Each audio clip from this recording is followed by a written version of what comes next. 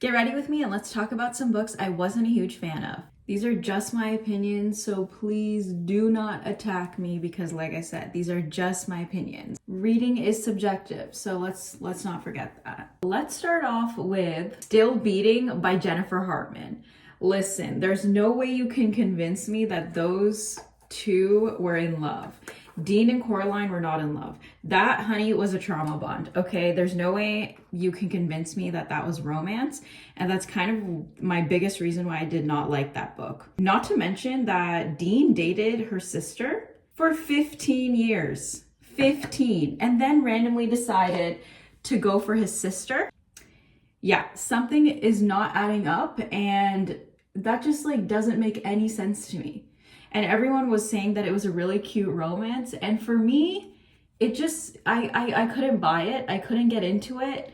I did finish the book, but if I had to be completely honest, I don't understand that romance dynamic. It's a trauma bond, if anything. They were a trauma bond love story, and I just didn't like it. Moving on to the next book that I didn't really like, I feel like I've heard not that many good reviews to begin with, so I don't know, but it was The Crash by Frida McFadden. The amount of times I freaking heard tuna in that book was so infuriating. I don't know why that was a thing. I wasn't really a fan of that. It was so annoying. And then none of the characters were likable. Polly was straight up annoying. A little psychotic, if you must. And her poor husband was so scared of her. And, you know, he didn't want to get involved because she had something on him, but like, he really needed to say something. Tegan also was a very annoying character. I don't think she had much going on up in her brain either, because Tegan just wouldn't take off the damn boot. And honestly, the whole story is suspicious. Like, I understand that she ended up in a snowstorm, but like, then she just decided to get into a random person's car and go to their cabin. Like, I don't know. I just feel like survival instincts, that's just not something you would do if that really happened in real life. Speaking of Frida McFadden books, I'm going to be real honest with you. The Crash, yes, we've already talked about that. It wasn't a favorite. But let's talk about The Teacher. The Teacher was also not a favorite. Everyone was guilty of doing something wrong in that book. And I just couldn't get over the whole storyline of a teacher and student relationship. I just couldn't get into it. And I honestly thought it was a joke when I first started reading it, and it wasn't. They were actually student and, you know, so I didn't like that for that reason. And again, the characters are really annoying. And another thing, the wife in the story did the same thing her husband did, except she claimed that it was more innocent because she didn't know the person she was with was a student. But my question is, how did you not know that you were with a student and she worked in the school? Did you not run into him at all? Did you not like see him? Like, I just find that very hard to believe, because I feel like, I'm pretty sure it was in high school, and I'm pretty sure when you're in high school, everyone knows everyone. Even the smaller grades, younger grades, like know the older grades. Like, people see each other. There's just no way. I also found it was just really unbelievable storyline, because why did nobody question what was happening or who was killed? Like, none of that was being questioned, and everyone just believed it, and everyone got away with whatever they wanted to in the end.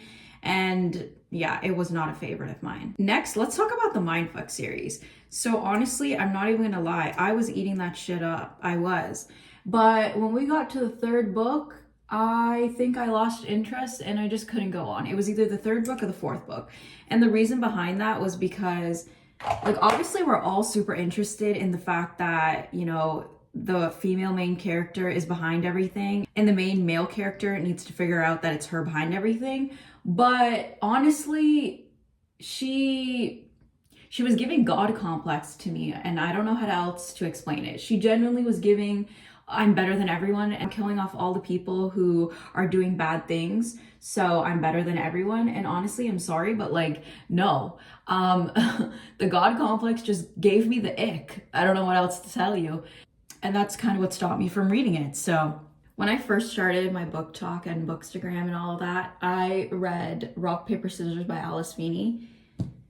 And I'm so sorry to break it to y'all, but I didn't like that one. I was waiting for the plot twist in there, and I don't know what I was waiting for because it was not interesting. I honestly wished I DNF'd that book. I really do.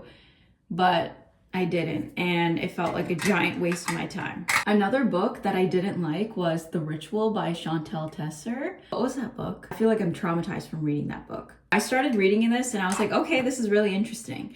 And then I realized everybody is a part of some weird cult, okay? It just got weird. What really struck me was the fact that he drugged her and he, you know, if you read it, you know what I'm talking about. I don't really want to go into detail, but he drugged her and, you know, she had fantasies about so-and-so. And okay, I understand the fantasy, I understand consent, but drugging her was crazy. I don't know, that seemed a little too far-fetched for me. Second of all, the drugging happened more than once.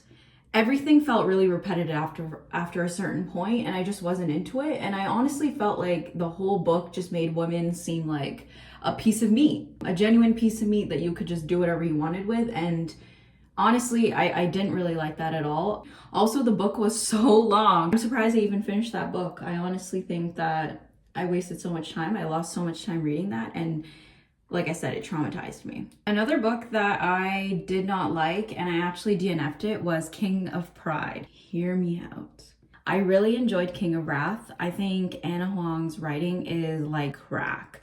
But I just couldn't get into King of Pride, and I feel like the reason for that was just because the main characters and the romance just wasn't doing it for me. It was so slow in my opinion, and I just wasn't invested in the romance the way I was in King of Wrath. Now, don't get me wrong, Kai is an attractive man from what Anna Huang is writing, okay? Don't get me wrong. I think he had so much potential, but him and Isabel together, I just wasn't convinced. They had some tension and they were somewhat cute, but everything that was going on in the story was too slow as opposed to what was happening in King of Wrath. Like, Dante was to die for, okay? He was so cute, so hot. And I don't think you can compare. And I think the pace that everyone was moving at in King of Wrath was way faster and way more easier to follow than King of Pride, and I just couldn't get into King of Pride. I also tried reading If He Had Been With Me. Now, I'm not somebody who's into YA books. I did know that before going in, and I didn't have any major expectations. It just sounded like I was having somebody's life narrated, and it was really boring. I couldn't get into it, and maybe that's my own fault because, like I said, I don't like YA books, so maybe that just wasn't my cup of tea. And honestly, none of these books were a cup of my tea, so do not take it personally. Look at that glow. She is glowing. I really wanted to read The Spanish Love Deception, and I honestly haven't even seen that many good reviews about it, but I was still intrigued to make up my own mind and see what I thought about it. So I borrowed it from the library. Borrow books from your library instead of buying them all the time, okay? Support your libraries. I read 40 pages and then I DNF'd it. I was expecting for so much more to happen, and honestly, not much happened in 40 pages. The first like 1 or 2 chapters was literally the female main character and the male main character just going back with each other about how she needed a wedding date. Like, apparently the book just started off at their workplace and he was just saying, oh, I'll be your wedding date because, you know, I'm your only choice, I'll go with you. And she was like, no thanks, and she was extremely embarrassed by it. And I just feel like that's extremely unrealistic. And hear me out, I understand that books are books for a reason. There's gonna be unrealistic things in a book. However, I don't like when a book is so unrealistic to the point where you can't even believe that it happened, okay? I understand that books are all about escapism and they're all gonna be unrealistic, but I just can't buy that. Like, she literally was so embarrassed in the first chapter about him offering to be her date to the wedding, and apparently the way they described it was very Wattpad-y and very cringe, okay? I understand that creating tension and banter is hard, but she was literally standing there with her back face to him while he was talking to her, being like, oh, I'll be your date. And he was eavesdropping on their conversation. She was talking to her friend or her coworker. And they just kept going back and forth with each other for 15 or more pages of him being like, oh, I'll be your date, you have no choice. And she was like, oh my God, like, no, I don't want you to be, I don't want that. Like, I hate you. Is that really realistic? I don't think so. So I DNF'd. Lastly, I read Secretly Yours and Unfortunately Yours by Tessa Bailey. And honestly, the first book wasn't that great, but I was like, I want to see what it's all about. And I did finish the first book. I felt like it kind of had a miscommunication trope in there, which isn't my favorite, but it was all right. It wasn't a favorite, but it was all right. Then I read Unfortunately Yours, and I DNF'd that book at 50%. On a side note, do you include books in your reading tracked goals if you DNF'd it at 50%? I honestly never, ever, ever put a book in my reading tracked goals, because if I DNF'd it, I DNF'd it. It doesn't matter how much I read of it. But I DNF'd it at around 52%, and unfortunately, Natalie gave me the ick. What really bothered me was that her dad was honestly ready to stop the wedding from happening and just giving her money, and she didn't want that. She didn't want that. She was like, I'm just gonna marry this guy that I hate for no reason, just to stick it to you, Dad. And you know what? I decided that's not for me, and I DNF'd it. Honestly, I think my biggest ick with books is, especially with female main characters, I hate a female main character who doesn't know how to stand up for herself and just makes herself look stupid.